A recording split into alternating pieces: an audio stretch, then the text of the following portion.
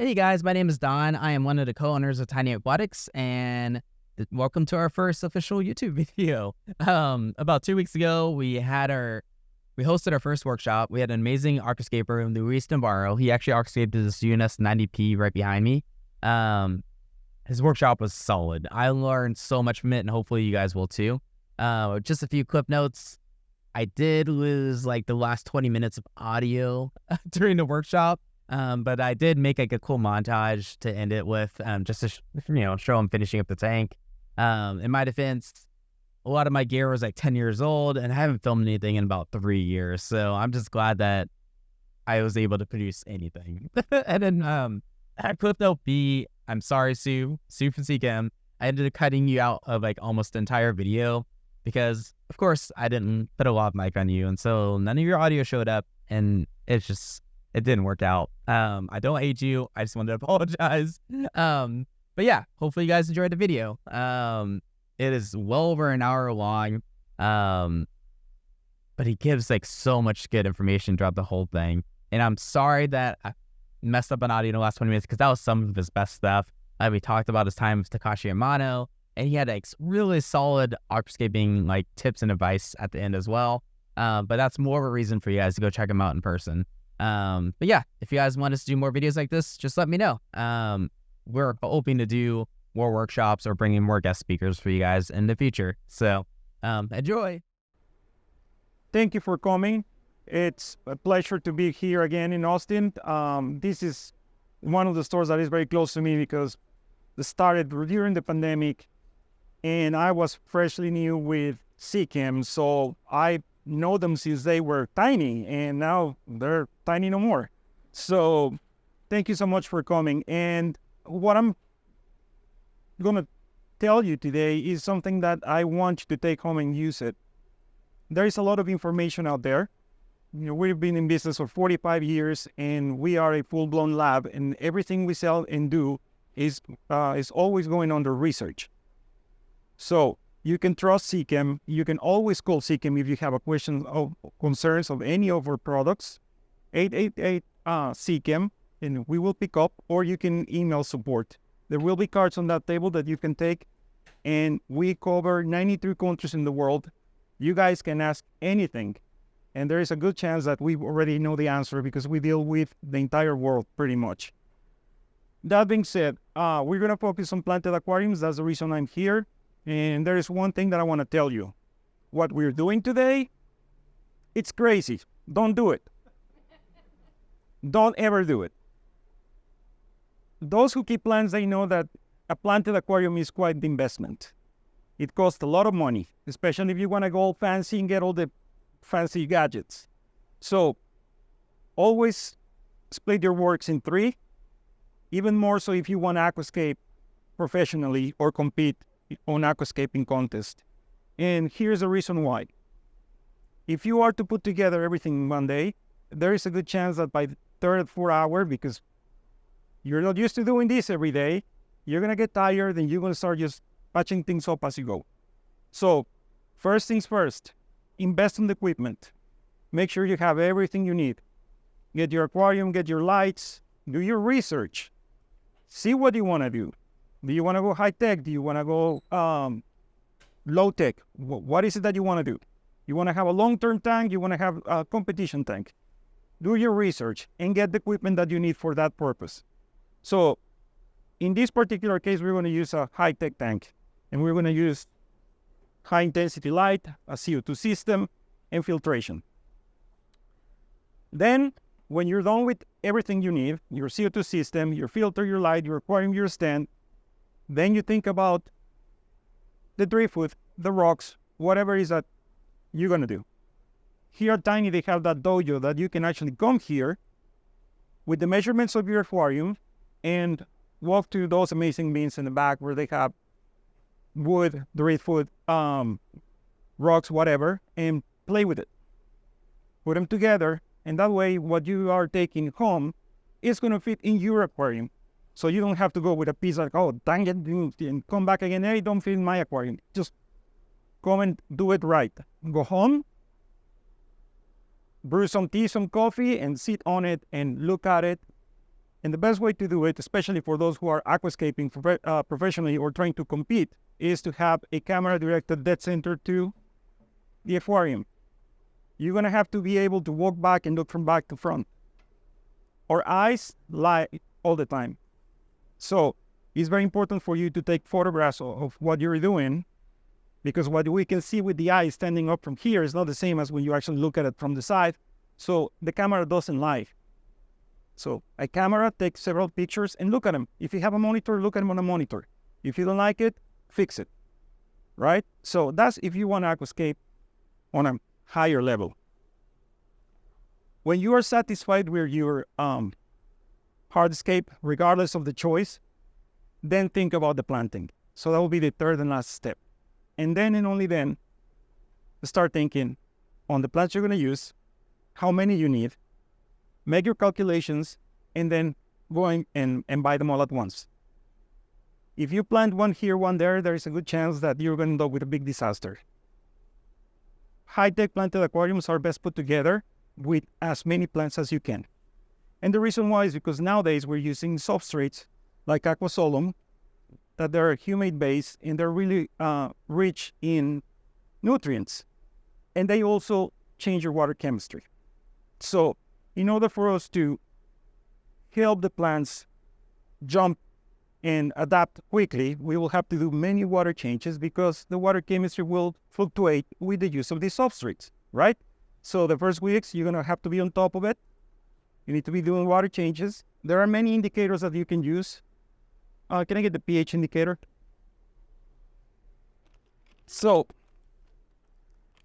this will not actually tell you accurately the pH, but it will tell you that it's dropping.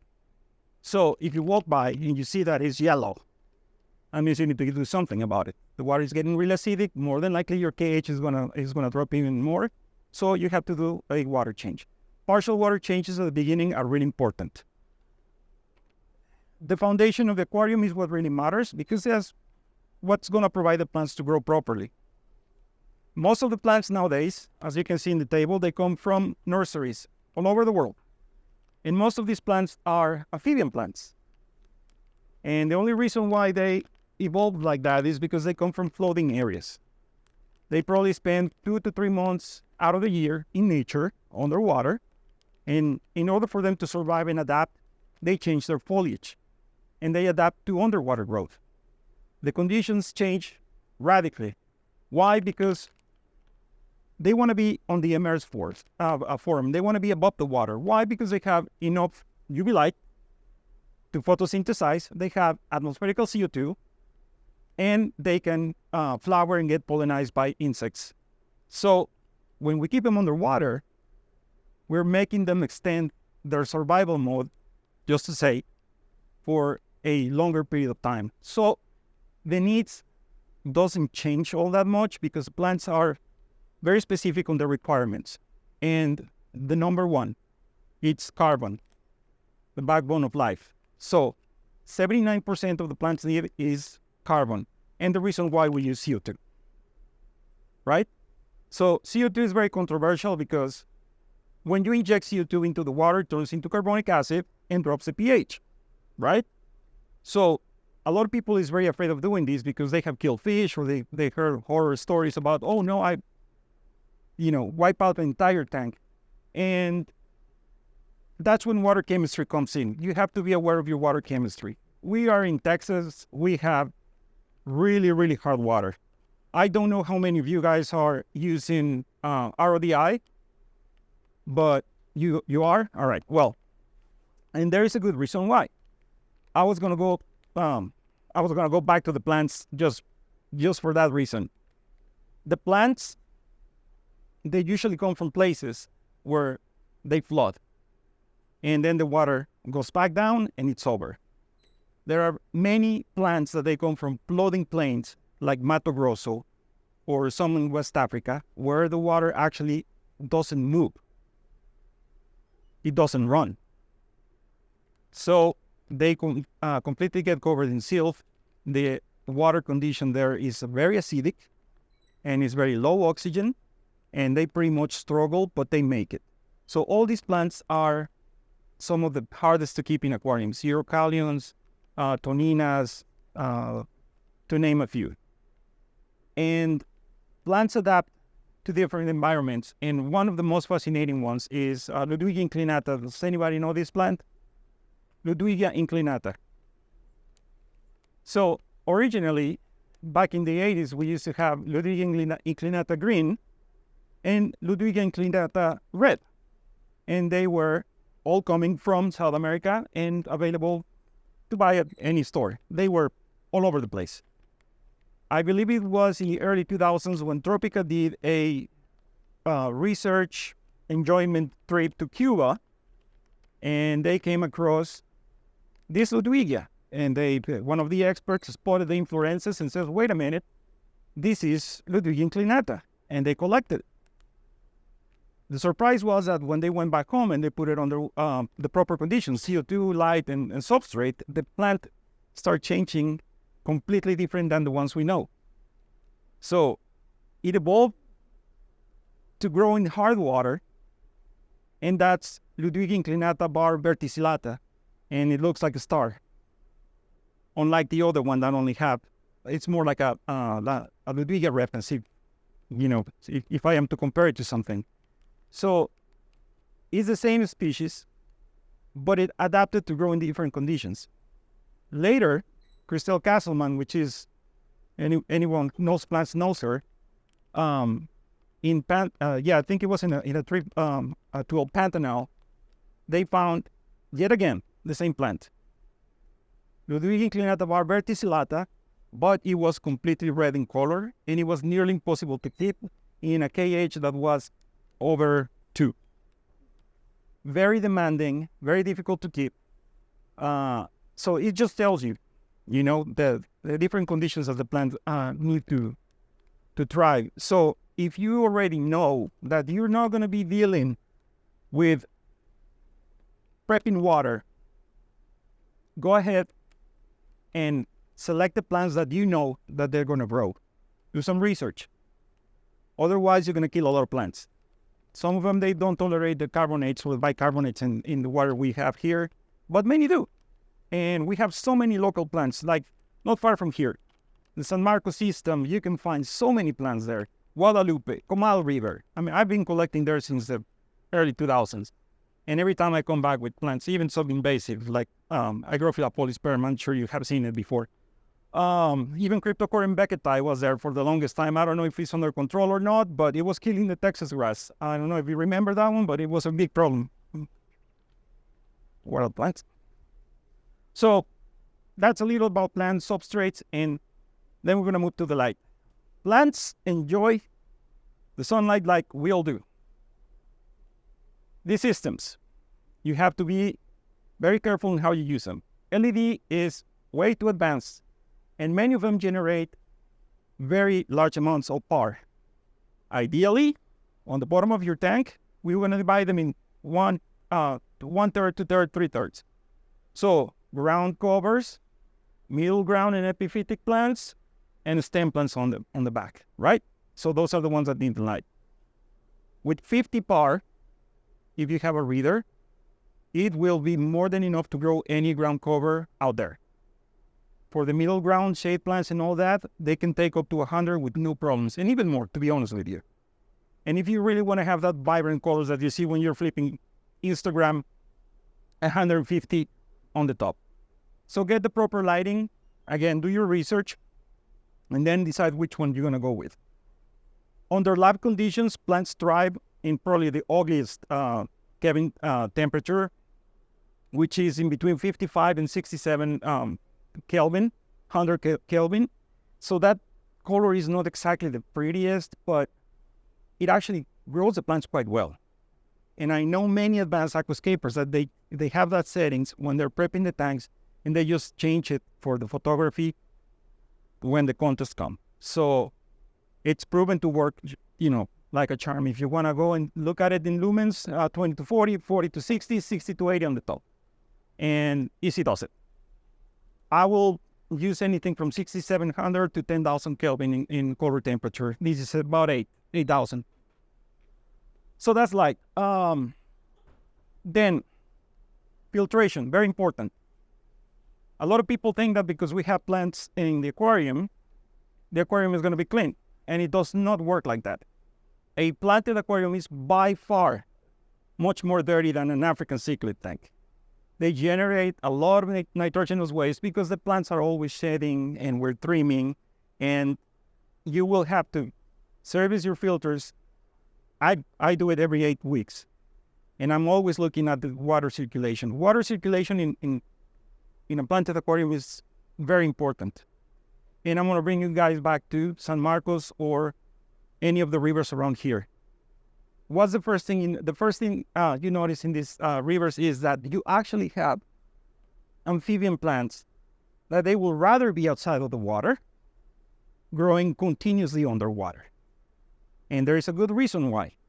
Because the water is alkaline enough to sustain the plants with a source of carbon from carbonates and bicarbonates from the substrate, and water flow that is strong enough to have the gas exchange needed for them to provide them with atmospherical CO2, right? So you see the same in Florida, you see the same in Pantalan, Brazil, and it's just very important that the water is moving continuously, because this is going to help you not only to distribute the CO2 properly, but it will also help you to move the nutrients when you're fertilizing, right? So that's about water circulation. Filtration-wise, the biological filtration is the backbone of this system. I use Matrix, the filtration media of choice, and 1 liter of Matrix have 700 square meters of surface area. And the beauty of that media is that the outer layer, it will be colonized by aerobic bacteria, and the inner groups, they're deep enough to grow anaerobic bacteria. So even in the event that something happened and you don't get to service the filter as you should, even if the circulation is compromised, you will still benefit from having Matrix in your system. So I usually go with as much as I can top off on a canister with Matrix, Purigen, and a very, very fine path. And I just make sure that I continuously clean. And if you look closely, you're in Aqua, Horizon in England, Aquarium Design Group in Houston, they all follow the same method because it's efficient. And they use that product for all their exhibits. So I'm not selling you smoke. You can ask them.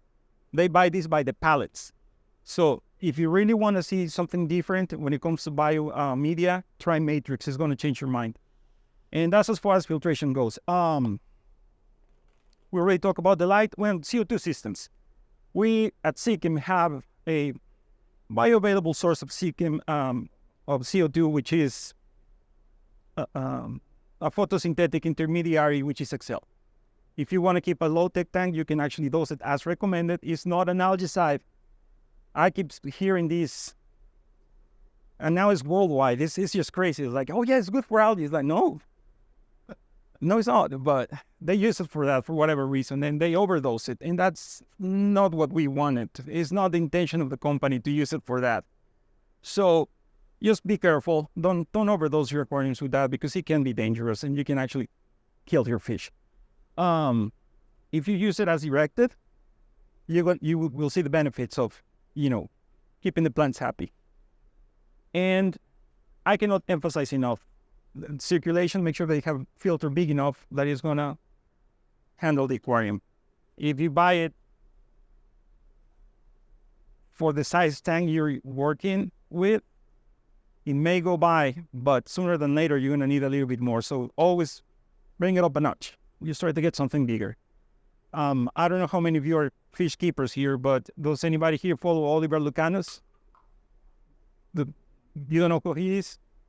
Oliver Lucanos is probably one of the most famous South American research ichthyologists. He's Canadian, and he spends probably half the year in Brazil, Paraguay. He goes everywhere.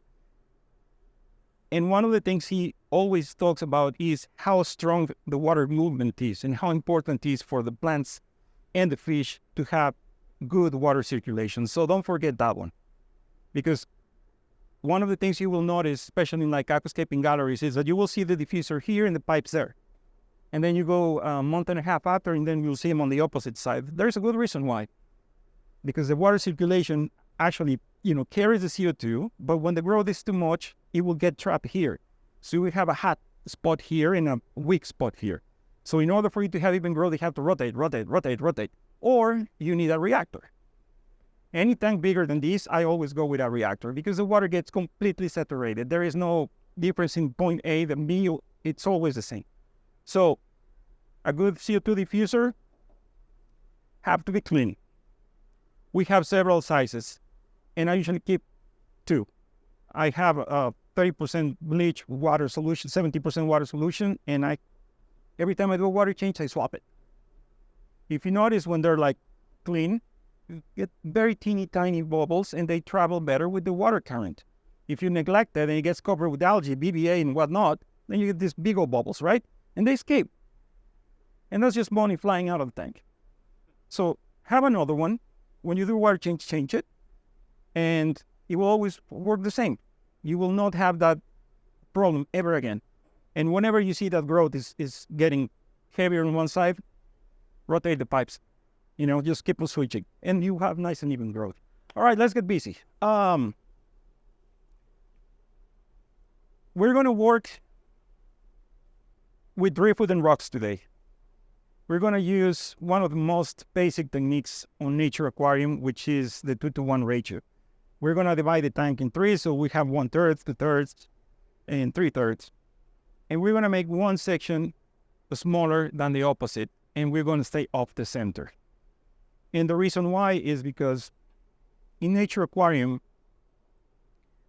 the whole concept of it is to create something that resembles nature in the best way possible, avoiding things that they're too symmetrical and that they are dead center. Because if you buy something that, even if it's the nicest piece of wood and you just put a dead center, it's not going to make sense, right? So this is probably the most used technique out there, and it can be changed to whatever is that you adapt to, regardless of the style that you're following. Whether you do dioramas or you do nature aquarium style, it will adapt to it and it will make it work perfectly. Triangular designs or concave designs, if you go on the opposite shape, is another one that you can easily use. That means you will use a triangular shaped structure and you will leave a negative space here, and that will create depth perception on one side, a negative space, and lush growth on the structure. And you can actually accent with epiphytic plants, ground covers, or decoration sand. In this case, we're going to use the 2-to-1. I went ahead and started doing this because it was a bunch of smaller pieces and I didn't want to keep it here until 10 p.m. So one section is done, and now I'm going to go grab the rest. Please excuse me.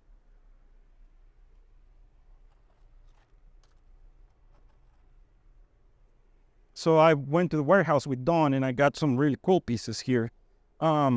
Ideally, you want to avoid anything that looks touched by human hands.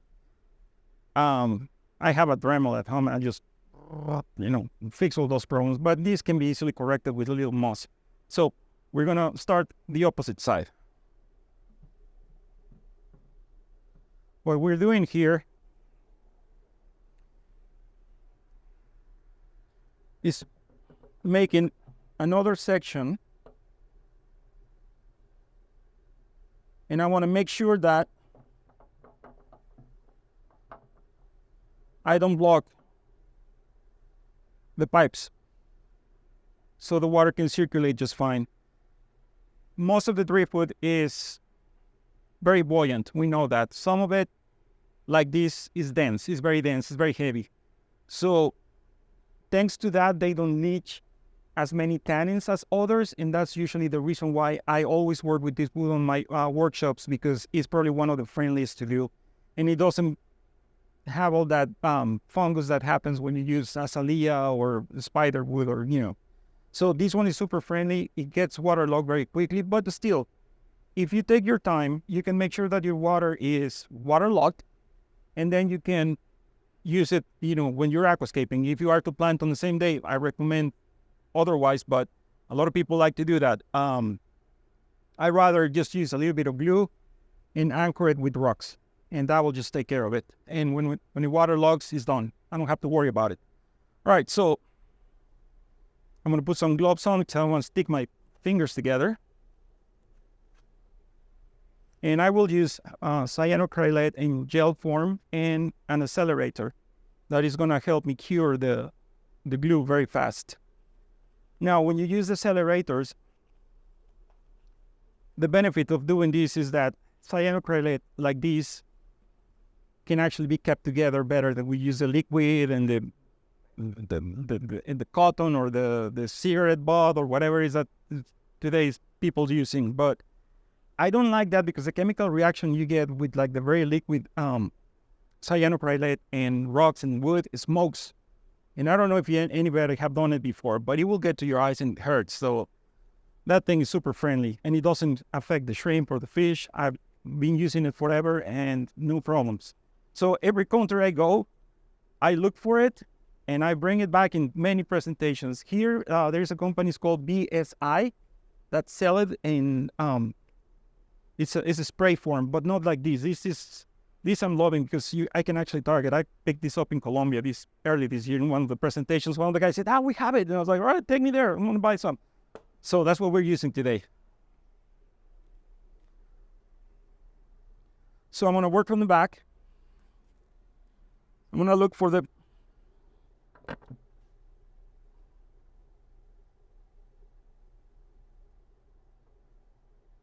point where the driftwood is going to see it, and I want to put a generous amount.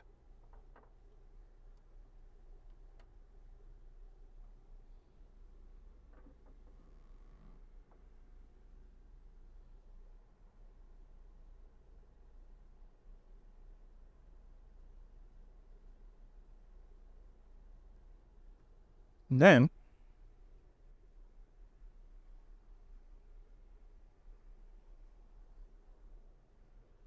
all I have to do is and that's curing. We watch sets like within 5 seconds, but the inner side of the glue, it will still fresh. So don't trust it. Just leave it be. Don't push your luck. Be patient. Again, what we're doing today, don't ever do it because we're just going 1,000 miles an hour. It's express aquascaping. I cannot even walk back and see what I'm doing. So I'm gonna just kind of like play it by ear by now. So I have another point there to connect and a little bit more there. So I'm gonna just remove these.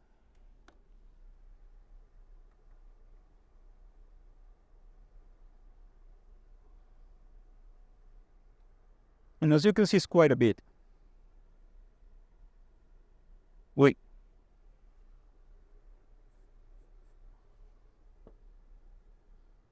And as you can see, when it cures, it's clear.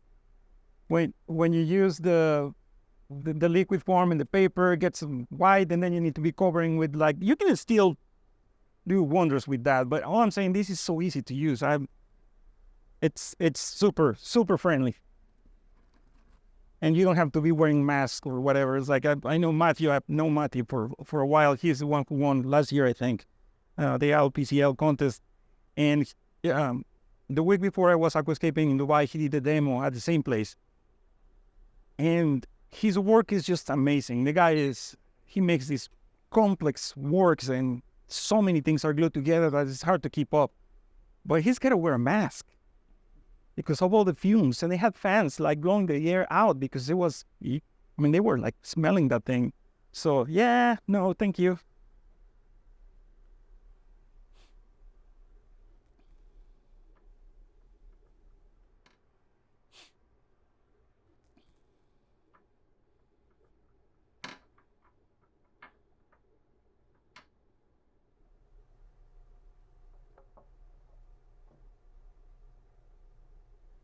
So when you're gluing, just look for all the contact points, and that's where you put the glue. All right, so as you can see here, what I'm making is like a little corral where I'm gonna keep the fertile substrate, in this case is aquasolum. And here's the reason why, because if you're a beginner and you are using aqua soils, if you are to go side to side, front to back, you're going to have to keep up with the water changes and whatnot. What we're doing today is not only going to save the amount of aqua soil we're using, it's going to reduce the chance of having a disaster because you have a bigger volume of water that have a smaller concentration of fertile substrate. The open space, on the other hand, we're going to use sand, just decoration sand. And using epiphytic plants and mosses, we're going to accent all that and make it look pretty. Now, the benefit of doing something like this is that in the future, when you feel more confidence and you already have more experience growing plants, you can actually remove the water, siphon all that sand out, and replace it with aqua soil and then get a ground cover. You will have a beautiful tank that is already established with plants and epiphytic plants growing all over the place, and you will add a ground cover. So it's going to be the same tank with a complete different look. Sir? With that ground cover, aren't you having to do a dry start to get those? No need. Honestly, I mean, some people like to do it like that. And I think the reason why is because of the aqua soils. You know, the longer, like I heard the dark start, the dry starts, you can't, honestly. I know a Japanese guy that he can get a 180 centimeter tank with a handful of plants just because he uses that method. But the time it takes, it's long. Well, more than months. Yeah, more like months. So you can actually trim stem plants. If you already know where the plants you want, they're going to grow, you can actually just trim them and just put them in the places where you want. So and the as stem long, plants, but what about the ground cover like Monte Carlo or baby tears or you can do the like same. that? Well, keep in mind, Monte Carlo, Imientos caliticroides, Imientos tweedy, they're stem plants. All right, so those are stem plants that they just happen to grow that way. So you can chop those up all the same. If you have enough, you can always plant them. It's just make no difference. Eleucharis, on the other hand, you have to make the plugs and put it together. But Eleucharis is probably one of the friendliest for a beginner, especially Pusilla. It's a weed. I mean, that thing runs a carpet like in no time. Elantiums, like the old-fashioned Elantium, for those who are doing nature aquarium style, Elantium tenellus, not the one from Tropica, the one that they call the Mano tenellus. It's a red one, burgundy color one that under the perfect conditions, it makes a beautiful carpet, and it's probably one of the ones that Mr. Amano made famous when the Iwagumis start coming out. Liliopsis novazelandii, Liliopsis brasilensis, those are another ones. They're monocots. They're really easy to keep, you know. What else can I think of? Or the ferns, the Marcelius. Marcelia hirsuta, the little teeny tiny one. That one it's an amazing grower. Like it doesn't take much. I can keep that in gravel. You can keep any plant even in gravel, if you know what you're doing when it comes to fertilization. The plants, they all need one thing in common. And we talk about the carbon already. So that's almost 80% of the requirements. Then the macro elements, NPK, nitrogen, phosphorus, potassium. A lot of people is afraid of using macro elements because they relate them with algae. Algae happens for a reason. If you are having algae issues, it's because more than likely you have an imbalance in between either carbon, nitrogen, or phosphorus. Every time you have algae issues, those three are in not the very well, the ratio put together. How do you know what the balance is? The balance is really easy, and it varies from tank to tank. The targets is what really matter. The macro elements, you have to have targets. Nitrates, which is how can we test for the amount of nitrogen, whether you convert it or use whatever, we can only test for nitrate equivalents, right? So if you can get from 10 to 20 milligrams per liter, you can adapt. 10 to 20 is a lot. It's a big difference. Adapt it to whatever you're growing. If you have an Iwagumi tank, it may only need 10. If you have a full-blown tank, you may need 20. Phosphorus, phosphates, they should test, because you're also testing for phosphate equivalents. You will get 0.5 to 1 part per million. And potassium is the one that you can really add a bunch because it's the one that aids along with magnesium for photosynthesis. So 8 to 15 milligrams per liter of potassium, it's more than enough. You cannot test it. Well, JBL came up with one, but chemically, it's very similar to calcium. So therefore, it's really difficult to test for. But I use the calculators. We have a wonderful calculator for iOS that is called Those Two. And as long as you enter your values, you can actually tell in exactly what is that need to be added to the aquarium. Now, very important here. Think of water displacement. If you bought a 50-gallon tank and you're going to be dosing for 50 gallons, you'll start bad already. But if you're guessing, give or take 5 gallons, no. Take the time to know the amount of water you're adding to your tank so your dosing is correct. Water displacement is very important. Keep that in mind. Sir? Do you check the concentrations using a TDS meter? No, because that measures, and it gets compromised with organics too. Right, no, I just mean, so you measure what you have, you add your fertilizers, and then you measure it again. It won't be as accurate, no.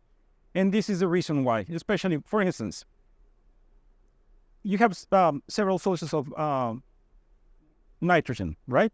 It can come from organics or it can come from ammoniacal nitrate, right? Or urea. In this particular case, the one that we use the most is flourished nitrogen. So if you were to test this correctly, you can only use nitrate equivalents, but you will not be able to test for the 50% of the ammonium source of nitrate that is in the bottle. So what we do, we actually test, and whatever nitrate equivalents we get, we multiply by 2. So if you get 5, you're within target. If you want to get nerdy and convert it to nitrogen, you divide it by 4.4. And when it comes to phosphates, is the opposite. You divide by 3. So it's a 0.33 of, one part per million of phosphate is 0.33 of phosphorus. So you can convert it and use it that way. Calculators are really efficient. We have on iOS, if you have iOS, we have at SyncID, we have Those Two, and it will help you with every single FERT. DOSE2 and the number 2 altogether. And when you open that, you will actually see both lines, the SyncID line and the Aquavitro line. And all you need to do is enter the values. Just mind you that SyncID is a laboratory, so especially for the buffers, you will not find KH or GH degrees. It's going to be milliequivalences. So just to round it up, think of a milliequivalence for every 3 DKH or DGH, which in reality is 2.8 or the equivalence of 50 parts per million of calcium carbonate. So do your calculations correctly, especially you that you're remineralizing your water, because let's remember that alkalinity is referent to carbonates and bicarbonates. GH, on the other hand, which is to me as important as, can be because it's related to osmotic regulation, only measures minerals, which is, in this case, the ones that matter to us is calcium and magnesium. So know your numbers. To me, I can grow anything on 1 milliequivalence of alkalinity and 2 milliequivalents of general hardness. Any plant I can grow, no problems. Now, again, if you are just working with tap water, you'll be limited to the species, but you can still grow plants just fine, especially through aquatics. Through aquatics, they actually obtain, like those who keep Valles Negras at home, you know how it works. I mean, you're using tap water, and they just grow beautiful because they obtain their carbon source from the actual alkalinity of the water. And if you're using substrates that they contain, like onyx sand, we make one that is, can be used from a macro algae tank to a cryptochlorine tank to a cichlid tank, and it will grow the plants that can tolerate alkalinity beautiful. You can even use it as a base if you want to buffer the acidity of the substrate for a little bit, especially when you're going to plant with like cryptochlorines. It helps a great deal because it will buffer that acidity that is like super strong at first, and it will not get out to the water column. It will be you know, in the bottom of the tank. All right, let's carry on. Continue with this.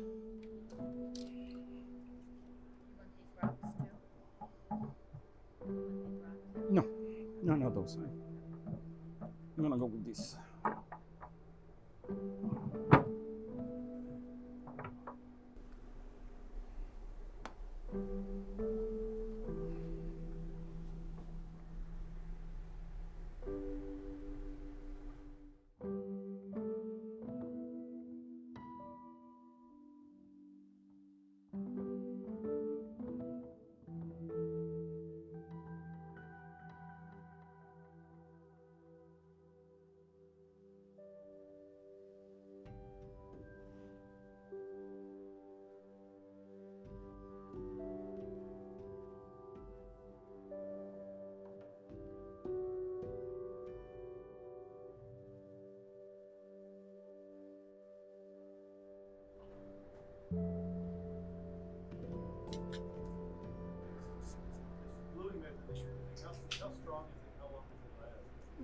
Long enough to waterlog the wood without any issues. Once the wood is waterlogged, you're good. Right. What if you go start cleaning and you bump it?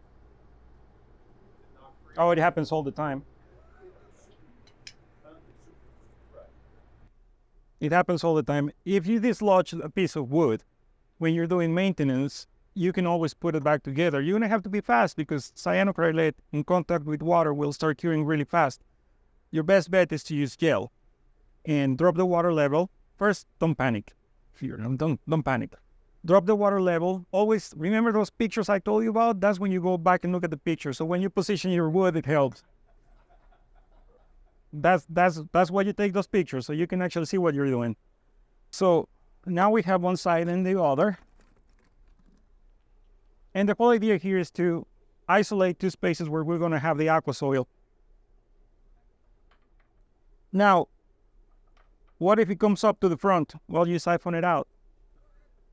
Don't panic. No need to panic. Fill in with maybe a filter floss or You can if you want to, but to be honest with you, what do the plants do when they get happy? they grow roots. There you go. It's like a dam. It's going to hold in. So at first, siphon it out. Siphon it out, and whenever the time comes and the plants are nice and tight, I used to be obsessive compulsive and floss and like make sure and with a flashlight looking for holes. I was like, I'm too old for that now.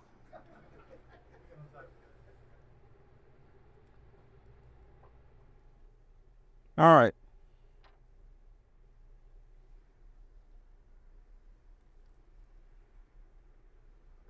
Just want to make sure that this thing doesn't float. All right, and now we're gonna go 1,000 miles an hour. So you guys can go eat dinner. All right. So this may not win a contest, but if you bring this up to completion and you actually know how to trim your plants and fertilize them correctly, it's gonna look amazing. All right, so again, what we're doing today is flat out crazy. Don't ever do it like that. Break it into 3 steps. Get your stuff, get your hardscape, get it together, feel satisfied with it, and then plant. All right, especially if you're competing.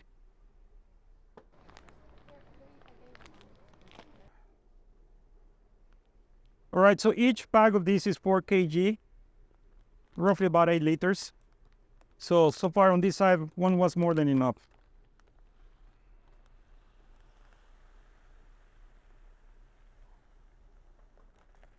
Little bit less here.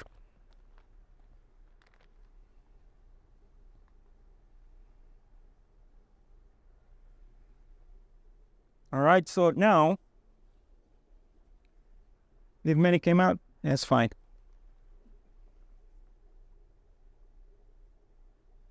And you will see this change very quickly.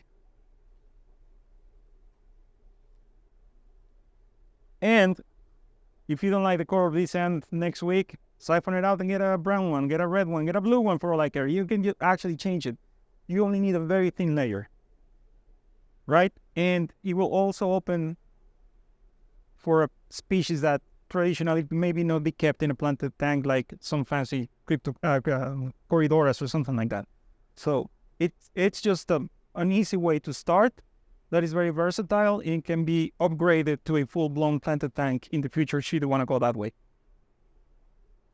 What about with issues in the silica? That goes away very quickly. It's part of the show at the beginning. Is it coming out of your tap? No. Or are you using silica sand?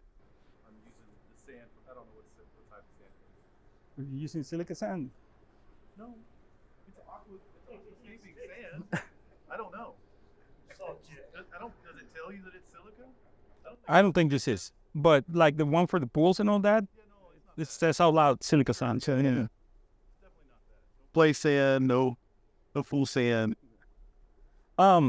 Diatoms and silicates, trigger the growth at the beginning. So the reason why I tell you plant very heavily is just for that reason. When you balance your macro elements, it will slowly get rid of algae. It's just like when you have a spot algae, it's usually an indication that your phosphate levels are low. When you balance that out and all your numbers are in order, the first thing you notice is they start fading away. They pretty much peel off the nubias. So just look at what you're doing, test. If you're not testing, you are guessing, flat out. So take the time, get a logbook. It's only good science to get a logbook. There's only so many things that we can test. Right. There's no way for us to test for But, these other macros. I mean, we're not growing in a lab, It's just very easy indications that we know it will guide us to the right way. That's all there is to it. Don't complicate yourself because it really doesn't need that much. And do your water changes, and most importantly, temperature and photo period. A lot of people have the tendency of overdoing that. These lights, some of them can be dim. They have the dawn and dusk, settings and all that, but most of them don't. But if you're going to have the lights on for 12 hours, well, what do you expect? I mean, would you like to be standing up in the middle of the day, like 3 weeks ago when we were like roasting alive and just stay there under the same light for 12 hours? There's many plants that they will start shutting down after the 7 hour. Many rotalas, many of the Asian stem plants like Lignophilas, they will actually shut down because there's too much, right? So never pass 8 hours of the photo period. I personally do 6 only and I'm fine. That's all I do. And I just set it to the time that I'm home because, I don't need to have the light 10 hours to enjoy it. So in addition to nitrogen and GH, what do you test for? I continuously check my alkalinity, KH, GH, because a lot of times, like having a deficiency of magnesium is really hard to tell because it looks like chlorosis, and then you start dosing iron, and then it turns out that it doesn't do anything, and then you start adding more nitrogen because it's very similar to that deficiency, and then you see nothing happening. So that tells you, okay, I'm getting a good reading, again, what you just mentioned, on my GH, but guess what? You are getting the calcium reading. It's not actually splitting the calcium and the magnesium, it's just testing for the minerals within. So it's not 100% accurate. So then you need to think, okay, where else can it be? Either a trace element or magnesium. Address the problem. It's really simple. And you will see the changes happening immediately. When the plants are like in high gears, they will uptake nutrition like amazingly. I have tanks that I have to dose phosphorus every day. And they're barely 20 gallons. And I do like 5 milliliters of phosphates. So much to the point I have to have dosing pumps on them because I travel a lot. This is what we're using. So it's meant for aquarium.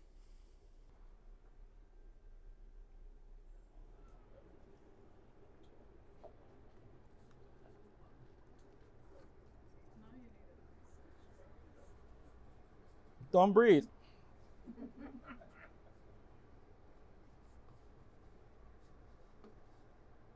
All right. Whew.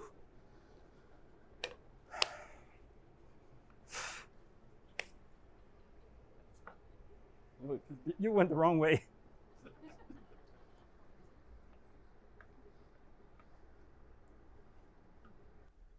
Little brush will help you clean up the mess. Not that it really matters, that's just OCD. When the water comes up, you will wash all that.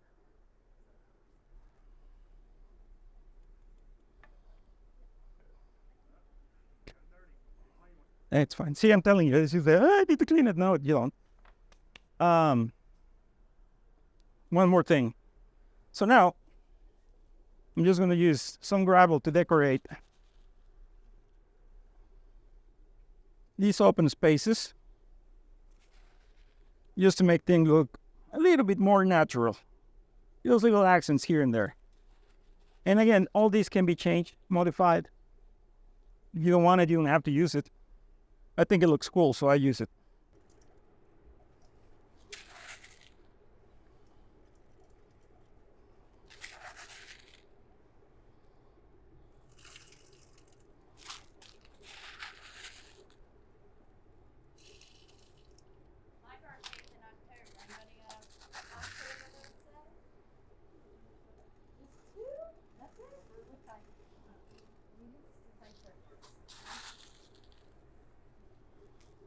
All right.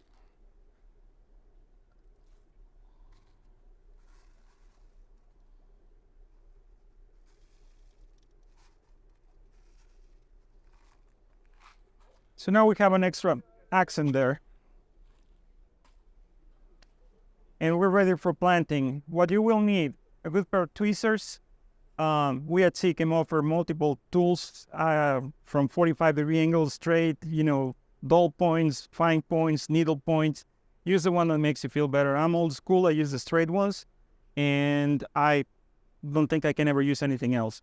I like the double S scissors because you can actually trim the foreground, or you can actually help to contour your background when you're working with stem plants.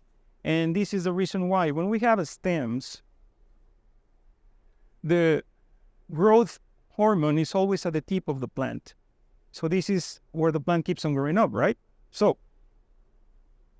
we talked about it earlier. What do the plants want? They want to get the heck out of the water and get pollinized and grow emerge and be happy and get light and CO2. So they will shoot for the sky. That's the first thing they do. So each stem, when you plant it, we're going to allow them to grow as close to the top as possible. And then we're going to trim on the first third. The first third. From that point, you will get 2 new stems growing and a bunch of, the ones you just trim. So all the open spaces you have, you can fill up with the trimmings and make friends, give it to your friends. When it reaches back again to the top point of the aquarium, then you can trim at the second third. And that's when the money shot comes. Because now what was 4 is going to, 2 is going to be 4 plus the one that you have growing, that more than likely you trim it and it's 2 more, and it's going to be super lush. So then you use your scissors to contour the trim. And in this particular case, because we're using the 2-to-1 ratio, we're going to make sure that one section is larger than the opposite. And how you place your plants, it really matters. If you put them all over the place, it may look cool, but it will take away a lot from the tank. So always on the sides, plants with the bigger leaf, and fade it in as you go, because it will add you more depth. So just think about that. You can use as many colors as you want. Just be aware that the plants you are using can grow in the conditions you're providing, right? All right. In this case, because we're not going to use ground covers, we're going to use a lot of epiphytic plants. And it's going to be kind of like an African dim, because we have beautiful Bolbitis. We have Anubias Petit and Anubias, I forgot, the teeny tiny ones. Yeah. So I'm just going to do this. And just have them ready. And with these. Yep. And you cut it like this.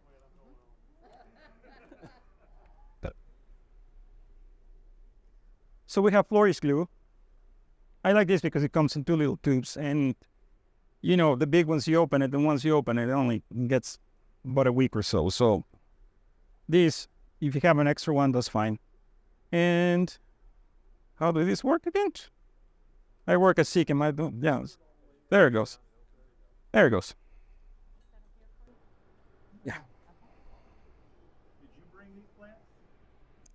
Everything in this tank is from the store. I did not bring anything with me. Did you Everything just take came. all their bulbitis? I took all the bulbitis. But that gives you an excuse to come back next week. I've been looking for it and it hasn't been here. Don?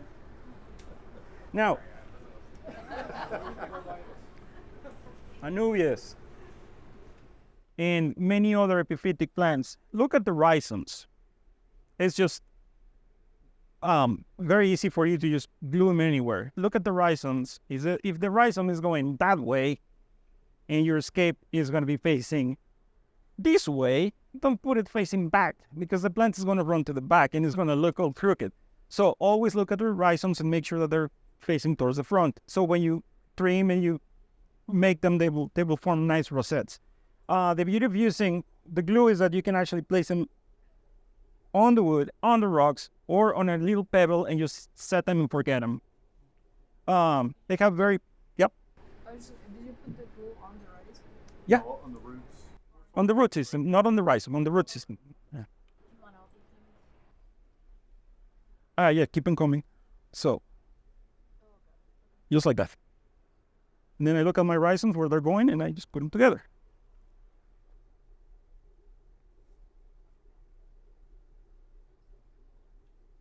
All right, so I'm going to make a nice section there.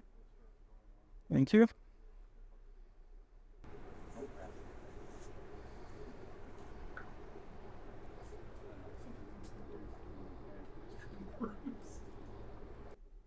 So by doing this, I'm going to accent the spaces near the foreground. And again, when you're at home and you have all the time, you can prep all this ahead of time in little pebbles where you can just sit them on the place you want or just glue them together.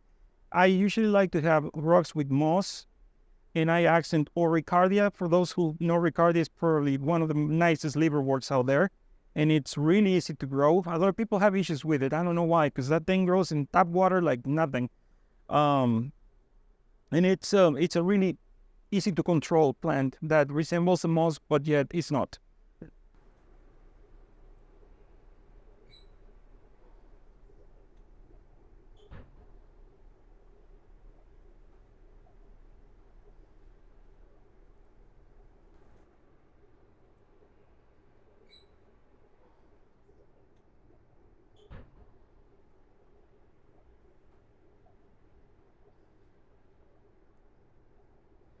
All right, so I'm going to keep adding anubias here. And another simple rule of the nature aquarium is to always use odd numbers. If you put things in pairs, it looks kind of weird. So now we're going to use albitis. And the same, remove the rock wool.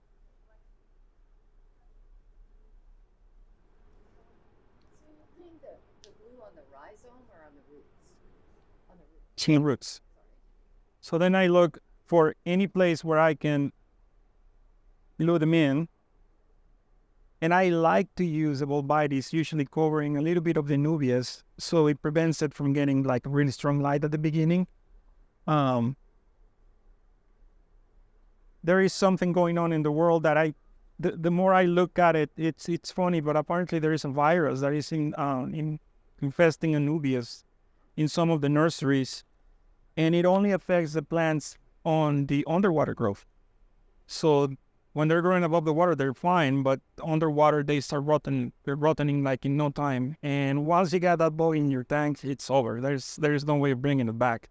So if you notice that, take them out and dispose them and swap it for Bucephalandras, because more than likely whatever you put in there is not going to do, especially cultivars though. Like the Anubia barteri, Nana barteri, it will do just fine. That one doesn't get it. Coffefolias don't get it either. but all the cultivars, pangolinos, petites, anything of that nature gets it and kills it. Oh, thank you. No, don't trim. Just like this. Just like that.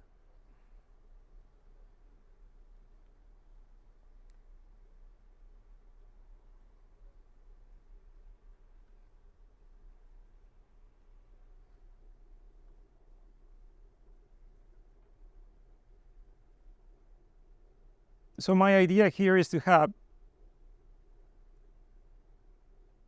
a wide open space for the fish to come out and very heavy planting in the back with stem plants. And remember that plants grow when you plant. All right, you need to plant heavily, but do keep in mind that the plants grow, especially when you're doing things right. And the trimmings will be on you. So it's like a garden, there's no difference. You have to work on it. You cannot just, especially when you use moss, because that thing, it will just come out of the tank if you let it.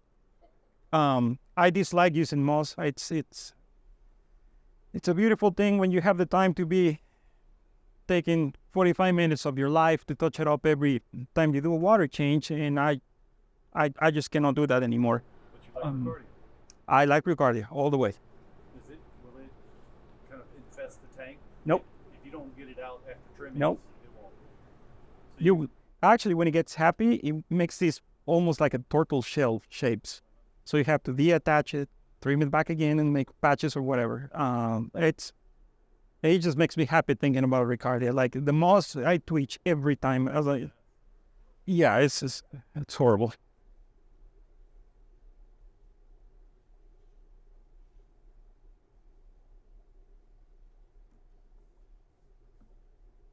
Thank you, Sue.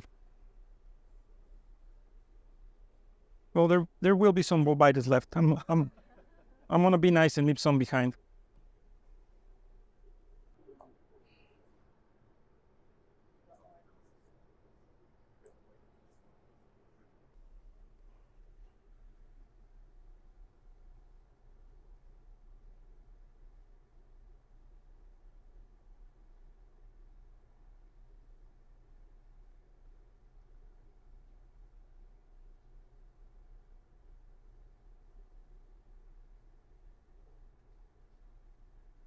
All right.